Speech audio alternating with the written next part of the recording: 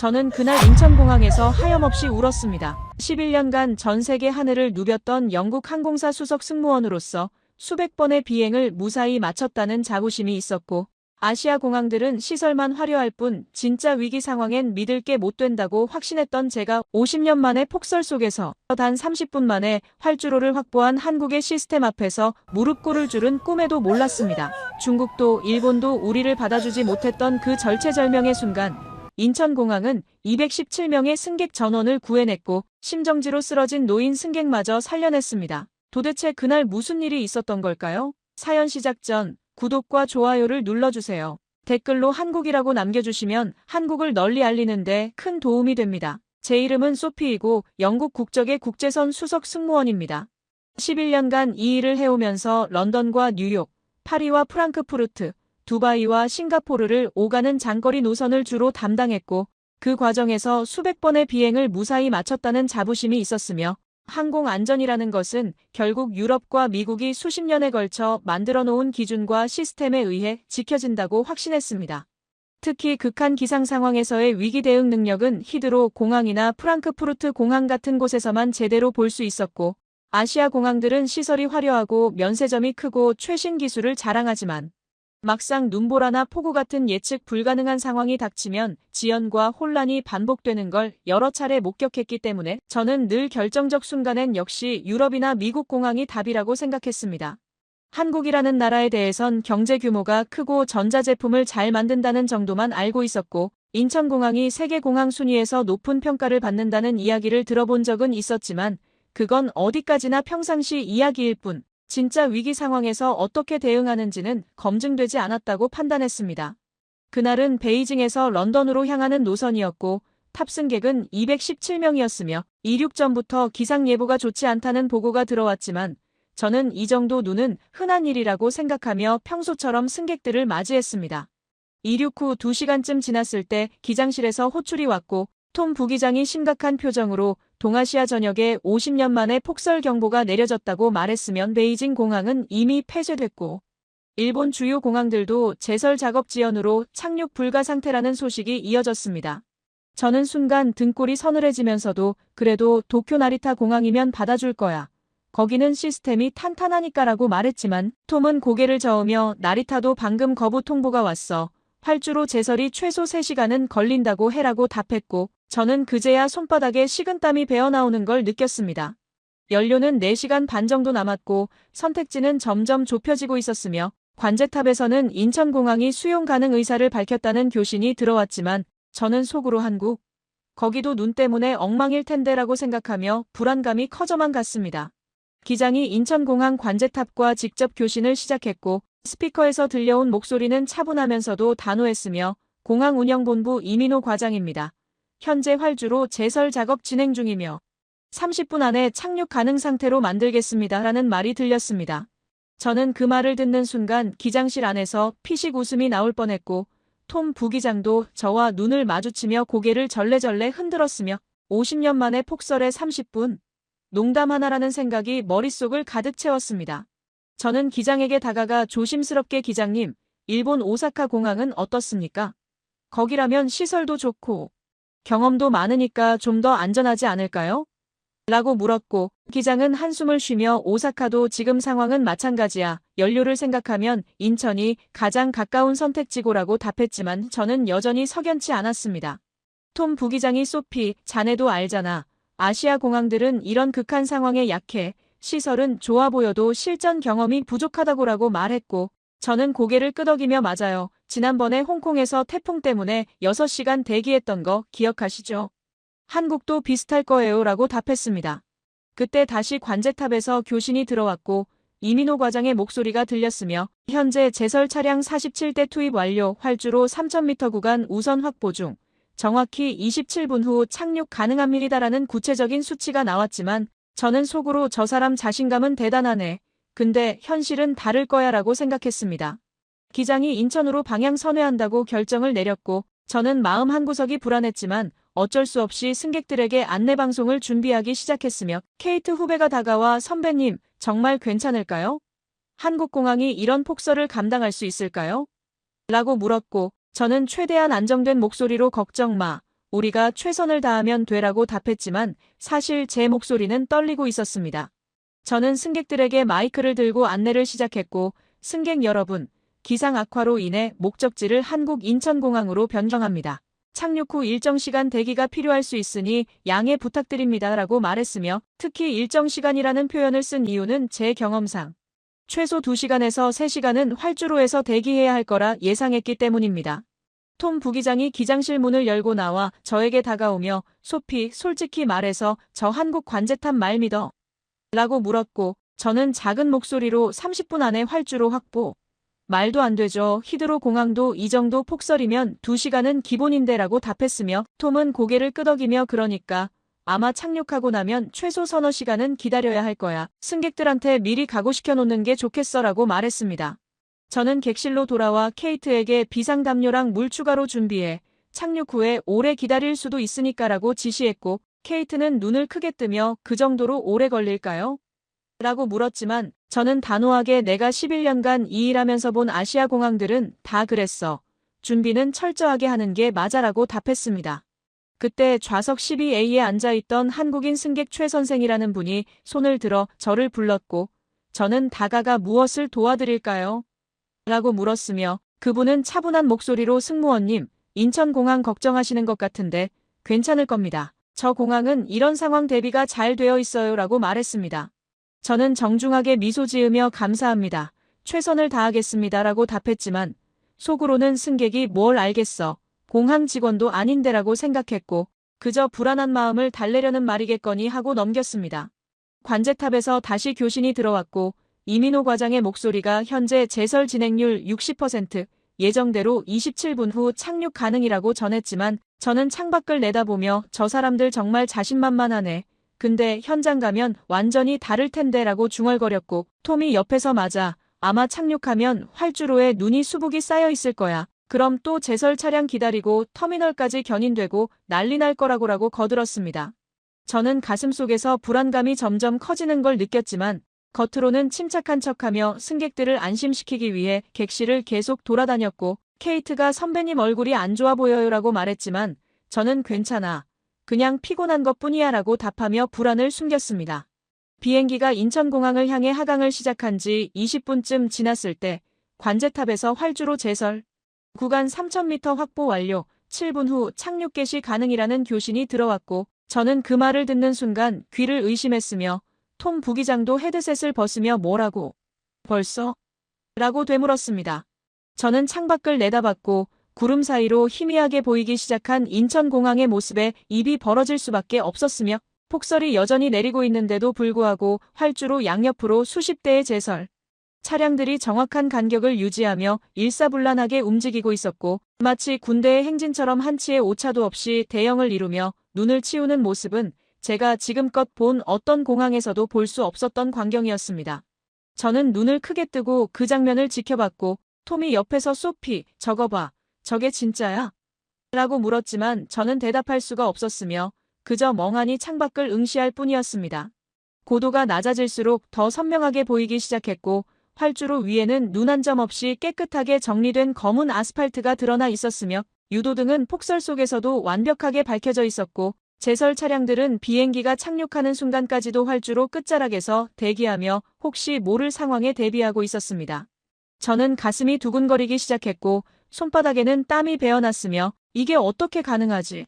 50년 만에 폭설인데? 라는 생각이 머릿속을 가득 채웠지만 동시에 아니야, 운이 좋았을 뿐이야. 우리가 착륙하는 타이밍이 딱 맞아떨어진 거겠지라고 스스로를 합리화하려 했습니다. 톰이 믿을 수가 없어. 30분도 안 걸렸잖아 라고 말했고 저는 응. 근데 착륙 후가 문제야.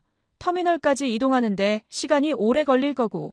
승객들 수용 준비도 안 돼 있을 거야 라고 답하며 여전히 불신의 끈을 놓지 않았습니다. 비행기 바퀴가 활주로에 닿는 순간 저는 안도의 한숨을 내쉬었고 승객들 사이에서 박수 소리가 터져나왔으며 케이트가 뒤에서 선배님, 우리 살았어요. 라고 외쳤지만 저는 여전히 긴장을 풀 수 없었습니다. 비행기가 천천히 속도를 줄이며 지정된 게이트로 이동하기 시작했고 창밖으로 보이는 공항 직원들의 모습은 마치 전혀 폭설 따위는 없었다는 듯 차분하고 정확한 동작으로 유도 신호를 보내고 있었으며 저는 그 모습을 보며 뭔가 이상해. 너무 완벽해라는 생각이 들었지만 곧 한두 번 잘한 거겠지. 늘 이럴 리는 없어라고 다시 마음을 다잡았습니다. 그때 기내 방송 시스템에서 기장의 목소리가 들렸고 승객 여러분, 무사히 인천공항에 착륙했습니다. 공항 측의 신속한 대응 덕분에 안전하게 도착할 수 있었습니다라는 말이 나왔으며 저는 마이크를 들고 잠시 후 하기 안내 말씀드리겠습니다라고 덧붙이며 승객들을 진정시키려 했지만 제 목소리는 여전히 떨리고 있었습니다. 비행기 문이 열리기 직전 저는 승객들에게 터미널 이동까지 시간이 걸릴 수 있으니 조금만 기다려 주십시오라고 안내했고 케이트와 함께 짐칸을 정리하며 아마 버스 대기하느라 1시간은 걸릴 거야 라고 말했습니다. 그런데 그때 갑자기 뒤쪽 좌석에서 비명소리가 들렸고 저는 재빨리 달려갔으며 좌석 28C에 앉아있던 70대로 보이는 노인 남성 승객이 가슴을 움켜쥐고 쓰러져 있었습니다. 저는 즉시 심정지입니다. 라고 외쳤고 케이트에게 제세동기 가져와 라고 지시했으며 승객들을 뒤로 물리고 심폐소생술을 시작했습니다. 제 손은 떨렸고 이마에는 땀이 흘러내렸으며 제발 살아나세요라고 속으로 되뇌며 가슴 압박을 계속했지만 환자는 반응이 없었고 케이트가 가져온 제세동기를 부착했지만 배터리가 부족하다는 경고음이 울렸습니다. 저는 순간 패닉에 빠졌고 어떻게 예비 제세동기는 화물칸에 있는데 라고 중얼거렸으며 톰 부기장이 달려와 119에 연락했어? 라고 물었지만 저는 지금 폭설인데 구급차가 올 수 있을까? 라고 되물었고 그 순간 절망감이 몰려왔습니다. 그런데 정확히 그때 비행기 문이 열리며 한국공항 의료진 4명이 들것과 함께 뛰어들어왔고 맨 앞에 선 의사로 보이는 사람이 인천공항 응급의료팀입니다. 비키세요라고 말하며 저를 밀어내고 즉시 환자에게 전문 장비를 부착하기 시작했습니다. 저는 멍하니 그 광경을 지켜봤고 어떻게 이렇게 빨리? 라는 말이 입 밖으로 나왔으며 옆에 있던 공항 직원이 비행기 착륙 전부터 의료진 대기 중이었습니다라고 차분하게 설명했습니다. 의료진은 신속하게 제세동을 실시했고 한 번, 두 번, 세 번째 시도 끝에 환자의 심장이 다시 뛰기 시작했으며 저는 그 순간 주저앉을 뻔했지만 간신히 버티며 눈물을 참았습니다. 의사가 생체 징후 안정, 즉시 병원 이송이라고 지시했고 의료진은 환자를 들것에 옮겨단 3분 만에 비행기 밖으로 나갔으며 저는 창밖을 보니 이미 구급차가 대기하고 있었고 폭설 속에서도 불빛을 밝히며 환자를 싣고 출발하는 모습이 보였습니다. 저는 그제야 무릎에 힘이 풀리며 좌석에 주저앉았고 케이트가 다가와 선배님, 괜찮아요? 라고 물었지만 저는 대답할 수가 없었으며 그저 손을 떨며 저 사람들, 도대체 어떻게 된 거야? 라고 중얼거렸습니다. 톰 부기장이 조종석에서 나오며 소피, 관제탑에서 연락 왔는데 환자는 10분 내로 병원 도착 예정이래. 그리고 우리 승객들 터미널 이동 준비 완료됐대라고 전했고 저는 뭐? 벌써? 라고 되물었지만 톰은 그저 고개를 끄덕일 뿐이었습니다. 승객들이 하나둘 비행기에서 내리기 시작했고 저는 문 앞에 서서 안녕히 가세요라고 인사하며 그들을 배웅했지만 제 머릿속은 온통 방금 전 일어난 일들로 가득 차 있었고 이게 정상인가? 이게 가능한 일인가? 라는 의문이 계속 맴돌았습니다. 최 선생이 마지막으로 나가시며 저에게 승무원님, 제가 말씀드렸죠.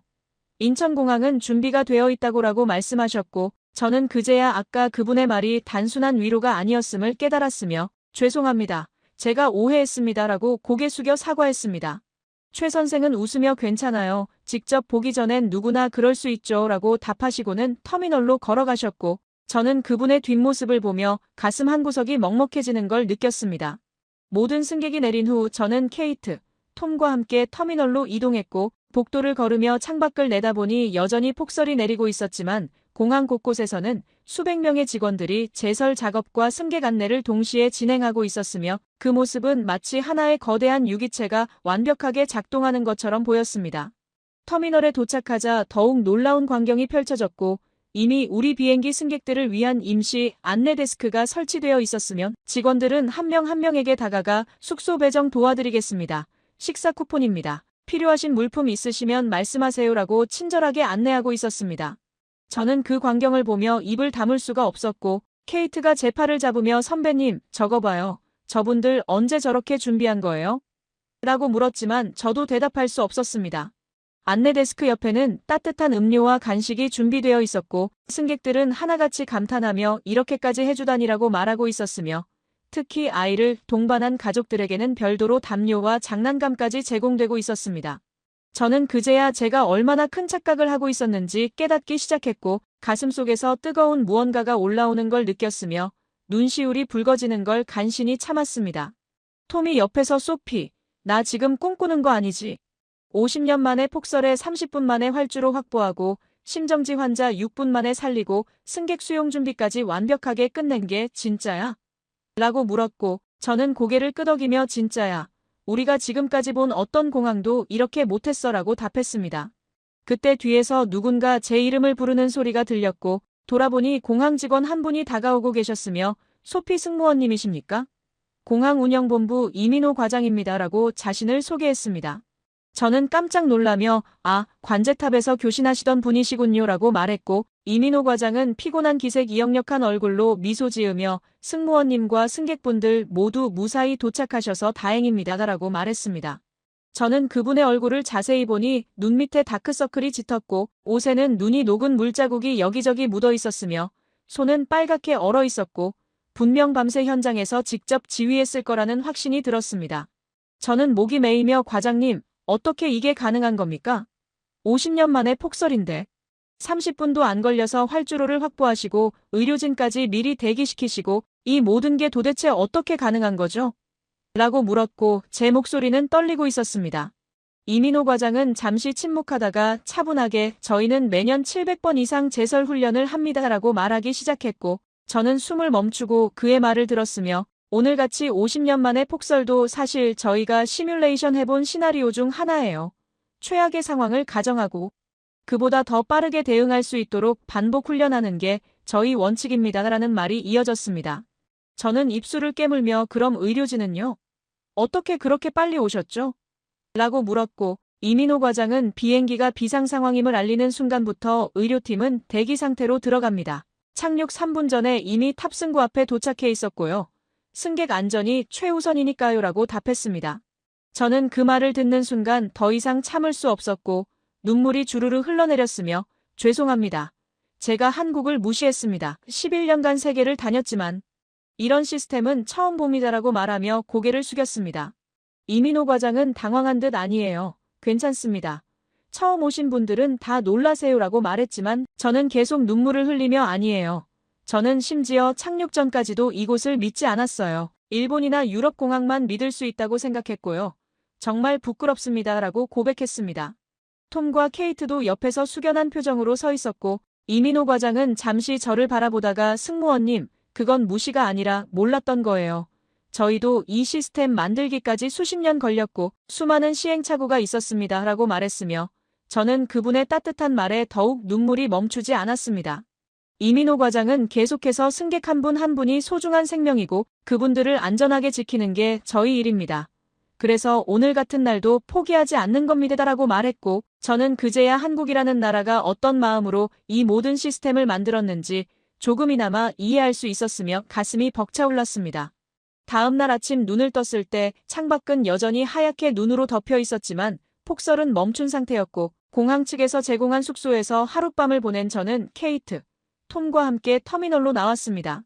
복도를 걷다가 저는 멀리서 익숙한 모습을 발견했고 이민호 과장이 여전히 어제와 같은 옷차림으로 직원들과 회의하고 있는 모습이 보였으며 옷에는 눈이 녹은 물자국이 여기저기 묻어 있었고 눈 밑에는 짙은 다크서클이 드리워져 있었으며 저분 밤새 집에도 안 가셨구나라는 생각이 들었습니다. 저는 다가가서 조심스럽게 과장님이라고 불렀고 이민호 과장은 고개를 들어 저를 보며 피곤한 미소를 지었으며 승무원님 잘 주무셨어요? 라고 물었고 저는 네, 덕분에 잘 잤습니다. 그런데 과장님은 밤새 계속 일하신 거예요? 라고 되물었으며 이민호 과장은 아직 정리할 게 좀 남아서요. 괜찮습니다 라고 답했지만 그의 목소리에서는 극심한 피로가 느껴졌습니다. 저는 용기를 내어 과장님, 제가 어제 너무 무례했던 것 같아서 다시 한번 사과드리고 싶습니다. 저는 11년간 이 일을 하면서 유럽과 미국 공항만 믿을 수 있다고 착각했고 아시아 공항들은 겉만 번지르르 하다고 단정지었으며 특히 한국은 경제는 성장했을지 몰라도 진짜 위기 대응 능력은 없을 거라고 생각했어요. 그게 얼마나 오만한 생각이었는지. 어제 깨달았습니다 라고 말했고 제 목소리는 떨리고 있었으며 이민호 과장은 저를 조용히 바라보다가 승무원님, 그건 당연한 겁니다. 경험하지 않으면 알 수 없으니까요. 저도 처음 이 일 시작했을 때는 외국 공항들만 대단하다고 생각했어요 라고 말했지만 저는 고개를 저으며 아니에요. 저는 경험도 없이 판단했어요. 그게 문제였습니다 라고 답했습니다. 이민호 과장은 잠시 생각하더니 승무원님, 제가 한 가지 이야기 해드려도 될까요? 라고 물었고 저는 네, 물론입니다 라고 대답했으며 톰과 케이트도 옆에서 귀를 기울였습니다. 이민호 과장은 천천히 입을 열었고 저희 한국은 6.25 전쟁 이후 모든 걸 잃었던 나라입니다. 건물도 도로도 공항도 없었고 당시 세계에서 가장 가난한 나라 중 하나였죠. 제 할아버지께서는 전쟁 때 피난길에서 동생을 잃으셨고 그 이야기를 들으며 자란 저는 어렸을 때부터 절대 준비 안 된 상태로 위기를 맞으면 안 된다는 걸 배웠습니다 라고 말하기 시작했으며 저는 숨을 죽이고 들었습니다. 그때부터 저희는 배웠습니다. 한 번의 실수도 용납할 수 없다는 걸, 준비하지 않으면 또다시 무너진다는 걸, 그래서 지금 이 시스템이 만들어진 겁니다. 700번의 훈련도 30분 안에 활주로 확보하는 것도 의료진 대기도 전부 그 마음에서 시작된 거예요. 이건 단순한 매뉴얼이 아니라 우리의 생존 본능입니다. 저는 그 말을 듣는 순간 눈물이 또다시 흘러내렸고 그게 바로 진짜 선진국이구나라는 생각이 들었으며 가슴이 뜨거워졌습니다. 톰이 옆에서 과장님, 그럼 이 모든 시스템은 한국 사람들이 직접 만든 건가요? 외국 기술을 도입한 게 아니라? 라고 물었고 이민호 과장은 고개를 끄덕이며 처음엔 외국 기술을 배우기도 했지만 결국 저희 손으로 하나하나 만들었습니다. 왜냐하면 저희가 가장 잘 알거든요. 이 땅에서 어떤 위기가 올지, 어떻게 대비해야 할지, 외국 매뉴얼은 외국 기후와 환경에 맞춰진 거니까. 저희 상황에는 맞지 않았어요. 그래서 직접 연구하고 실험하고 실패하면서 지금의 시스템을 완성했습니다 라고 답했으며 저는 그제야 한국이 단순히 외국 것을 따라한 게 아니라 스스로 길을 개척했다는 걸 깨달았습니다. 케이트가 그럼 700번 훈련은 언제부터 시작하신 거예요? 라고 물었고 이민호 과장은 공항이 개항하던 2001년부터입니다. 처음엔 1년에 300번 정도였는데 몇 년 전 대설 사고 이후로 더 강화했어요. 지금은 사계절 내내 시뮬레이션을 돌리고 있고 직원 한 명 한 명이 눈 감고도 할 수 있을 정도로 반복 훈련합니다라고 설명했으며 저는 그럼 어제 30분 만에 활주로 확보한 것도 사실 여러 번 연습한 시나리오였던 거네요. 라고 물었고 이민호 과장은 네, 저희는 50년 만에 폭설도 이미 가상으로 경험했고 그보다 더 심한 상황도 준비해뒀어요. 실제로 오면 당황하지 않으려고요 라고 답했습니다.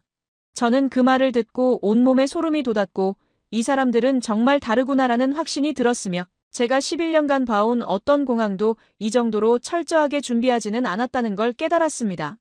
과장님, 그럼 의료진은 어떻게 그렇게 빨리 대응하신 건가요? 착륙하자마자 바로 들어오셨잖아요 라고 물었고 이민호 과장은 저희는 비행기가 비상 상황을 알리는 순간부터 의료팀, 소방팀, 정비팀이 동시에 출동. 대기에 들어갑니다.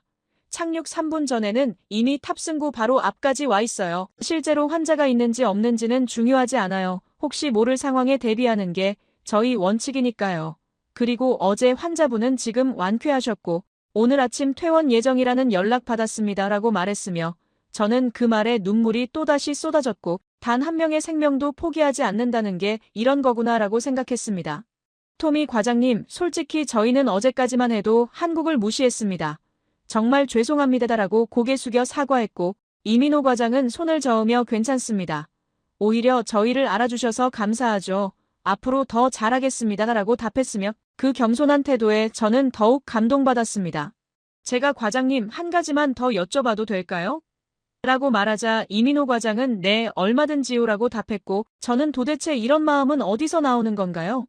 승객 안전이 최우선이라고 하셨는데 그게 그냥 구호가 아니라 진짜 몸에 배어있는 것 같아요 라고 물었습니다. 이민호 과장은 잠시 침묵하다가 승무원님, 저희 부모님 세대는 정말 아무것도 없는 상태에서 시작하셨어요. 먹을 것도 입을 것도 부족했고 그런 상황에서 서로 돕지 않으면 살아남을 수 없었죠. 그때 배운 게 바로 사람이 제일 중요하다는 겁니다. 돈이나 시설보다 사람을 먼저 생각하는 마음, 그게 지금까지 이어져 내려온 거예요. 그래서 저희는 승객 한 분, 한 분을 가족처럼 생각합니다. 제 부모님이나 제 자식이 저 비행기에 타고 있다고 생각하면 절대 소홀히 할 수 없거든요라고 말했으며 저는 그 말에 더 이상 참을 수 없어 소리내어 울었고 케이트도 옆에서 눈물을 흘렸으며 톰은 입술을 깨물며 고개를 숙였습니다. 그로부터 6개월이 지났고 저는 영국으로 돌아간 후 회사의 항공안전교육 담당자로 보직 변경을 요청했으며 회사는 처음에 왜 갑자기? 라고 물었지만 제가 인천공항에서 겪은 일들을 상세히 보고하자 즉시 승인해 주었고 이건 우리 회사 전체가 배워야 할 사례라고 말했습니다. 새로운 직책을 맡은 첫날, 저는 동료들 앞에서 프레젠테이션을 시작했고 저는 11년간 이 일을 하면서 유럽과 미국 공항만 최고라고 믿었습니다. 하지만 제가 틀렸습니다라고 솔직하게 고백했으며 동료들은 놀란 표정으로 저를 바라봤고 특히 함께 비행했던 선배 승무원들은 소피, 내가 그런 말을 하다니 믿기지 않는데? 라고 말했지만 저는 직접 보기 전까지 저도 몰랐어요. 하지만 지금은 확신합니다. 한국 인천공항은 우리가 배워야 할 교과서입니다라고 답했습니다. 교육자료를 준비하면서 저는 이민호 과장에게 이메일을 보냈고 과장님, 제가 영국에서 인천공항 사례를 교육하려고 하는데 자료 좀 부탁드려도 될까요? 라고 요청했으며 이민호 과장은 하루도 안 돼서 답장을 보내왔고 제설훈련 영상, 의료 대응 매뉴얼, 승객 수용 프로세스 문서 등 수십 개의 파일을 첨부해 주었으며 소피 씨가 저희를 알려주신다니 감사합니다. 필요한 거 있으면 언제든 연락하세요라고 덧붙였습니다. 저는 그 자료들을 보며 또다시 감탄했고 특히 712번의 연간 훈련 기록이라는 문서를 보며 이 사람들은 단 하루도 쉬지 않고 준비하는구나라는 생각에 가슴이 뜨거워졌습니다. 첫 교육 시간에 저는 영상을 틀어주었고 폭설 속에서 30분 만에 활주로를 확보하는 장면, 의료진이 6분 만에 환자를 살리는 장면을 보여주자 교육생들은 입을 다물지 못했으며 이게 정말 가능한 일인가요? 라고 물었고 저는 가능한 게 아니라 그들은 해냈습니다. 제가 직접 목격했어요 라고 답했습니다.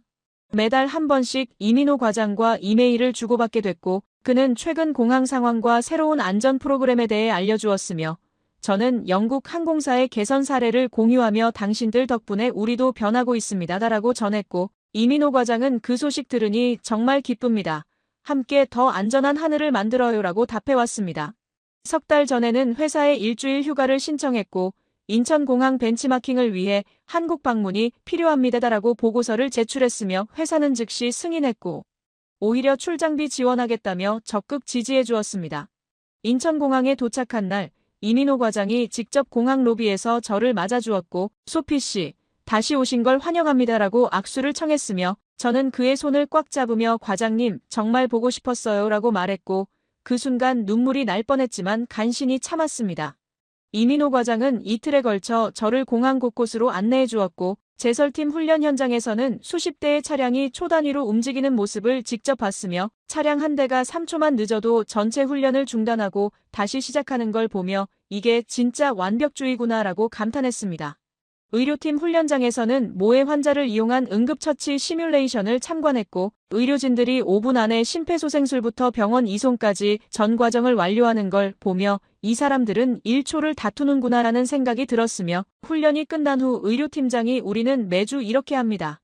몸이 기억하게 하려고요라고 말했고 저는 고개를 끄덕이며 그래서 어느 날 저희 승객을 살릴 수 있었던 거군요. 정말 감사합니다라고 인사했습니다. 관제탑도 방문했고 이민호 과장은 여기가 그날 교신하던 곳입니다라고 소개했으며 관제사들은 24시간 교대 근무를 하면서도 단 1초도 긴장을 늦추지 않는 모습이었고 한 관제사는 저희는 하늘의 생명을 책임지는 사람들입니다. 절대 실수할 수 없어요라고 말했으며 저는 그 말에 또다시 가슴이 뜨거워졌습니다. 마지막 날 저녁 이민호 과장과 공항 근처 식당에서 저녁을 먹었고 그는 소피 씨, 이번 방문 어땠어요? 라고 물었으며 저는 과장님, 저는 6개월 전에도 감동받았지만 이번에 더 큰 충격을 받았어요. 여러분은 단순히 일을 잘하는 게 아니라 철학을 가지고 계시더라고요 라고 답했고 이민호 과장은 철학이라니 너무 거창한데요 라고 웃었지만 저는 진지하게 아니에요. 진짜 철학입니다. 사람을 최우선으로 생각하는 마음. 그게 바로 철학 아닌가요? 라고 말했습니다. 이민호 과장은 잠시 침묵하다가 소피 씨, 사실 저희도 완벽하지 않아요. 실수도 하고 부족한 점도 많습니다. 다만 포기하지 않으려고 노력할 뿐이에요 라고 말했고 저는 그 노력이 바로 위대함입니다 라고 답하며 술잔을 들었으며 우리는 건배를 했고 저는 속으로 이 사람과 친구가 될 수 있어서 정말 다행이다라고 생각했습니다. 영국으로 돌아온 후 저는 회사 임원진 앞에서 특별 보고회를 열었고 인천공항 벤치마킹 결과라는 제목으로 1시간 동안 발표했으며 제가 찍어온 영상과 사진들을 보여주자 임원들은 하나같이 놀란 표정이었고 한 임원은 우리도 이렇게 할 수 있을까? 라고 물었으며 저는 할 수 있습니다. 하지만 그만큼의 투자와 훈련이 필요합니다. 인천공항은 20년 넘게 이렇게 해왔습니다. 라고 답했고 다른 임원은 그럼 우리도 시작해야겠네 라고 말했으며 그날 회의에서 인천공항식 안전시스템 도입이 공식 안건으로 채택됐습니다.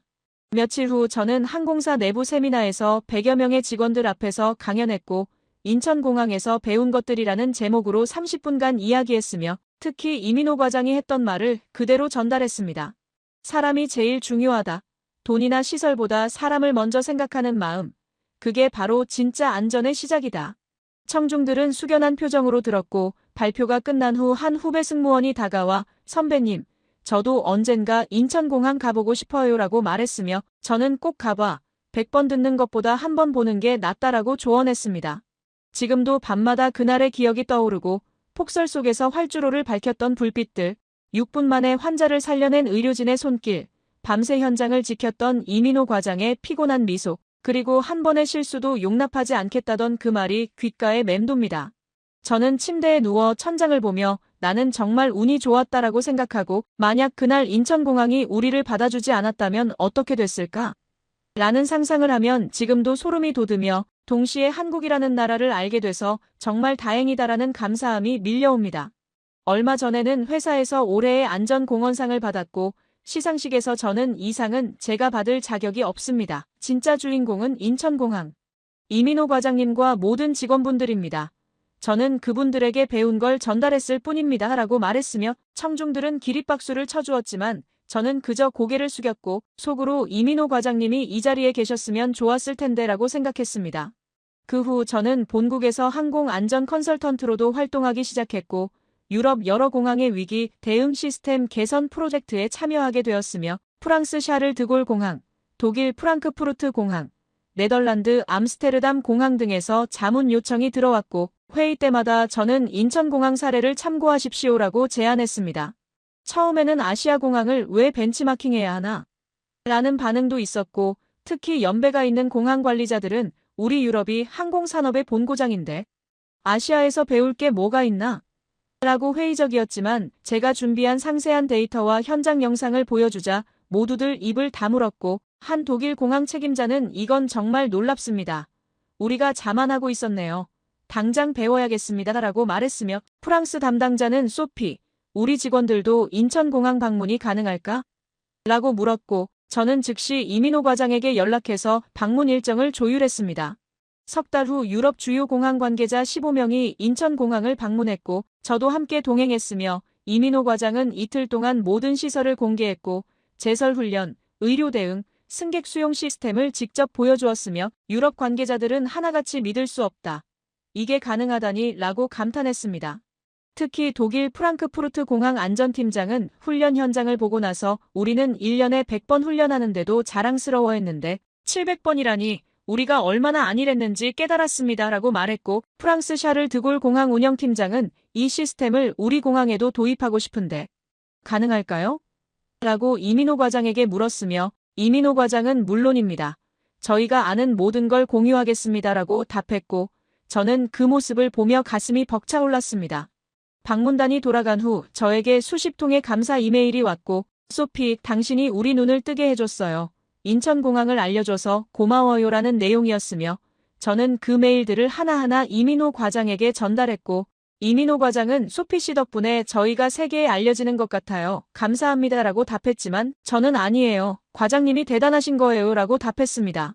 최근에는 후배 승무원들을 대상으로 하는 정기 교육을 맡게 됐고 매달 첫째 주 월요일마다 신입 승무원 30명을 모아놓고 3시간 동안 특강을 하고 있으며 첫 시간에 꼭 하는 질문이 여러분, 진짜 선진국이 뭐라고 생각하세요? 인데 대부분 경제가 발전한 나라요. 기술이 앞선 나라요. 큰 빌딩이 많은 나라요 라고 답하지만 저는 고개를 저으며 전부 틀렸습니다라고 말합니다. 진짜 선진국은 시설이 아니라 사람이 만듭니다. 위기 상황에서 단 한 명의 생명도 포기하지 않는 마음. 그게 바로 선진국입니다. 제가 11년 경력의 오만함으로 무시했던 한국은 50년 만의 폭설 속에서도 217명의 승객 전원을 구해냈고 심정지로 쓰러진 70대 노인마저 6분 만에 살려냈습니다. 그게 바로 위대함입니다. 그게 바로 진짜 선진국입니다. 후배들은 눈을 반짝이며 제 말을 듣고 강의가 끝난 후 한 후배가 다가와 선배님, 저도 한국 가보고 싶어요라고 말하면 저는 미소 지으며 꼭 가봐. 그리고 절대 편견을 갖지 마. 나처럼 후회하지 말고라고 조언하며 가끔은 제 명함 뒤에 이민호 과장 이메일 주소를 적어주기도 합니다. 지난주에는 이민호 과장에게서 특별한 이메일이 왔고 소피 씨, 다음 달에 국제항공안전 컨퍼런스가 서울에서 열리는데 기조 연설자로 와주실 수 있나요? 주제는 위기 대응과 국제 협력인데 소피 씨만큼 적합한 분이 없을 것 같아서요 라는 내용이었으며 저는 1초의 망설임도 없이 물론입니다. 영광입니다. 꼭 가겠습니다 라고 답장했고 즉시 회사에 출장 신청을 했으며 회사는 회사 대표로 가는 거니까 1등석 표를 끊어주겠다고 지원해 주었습니다.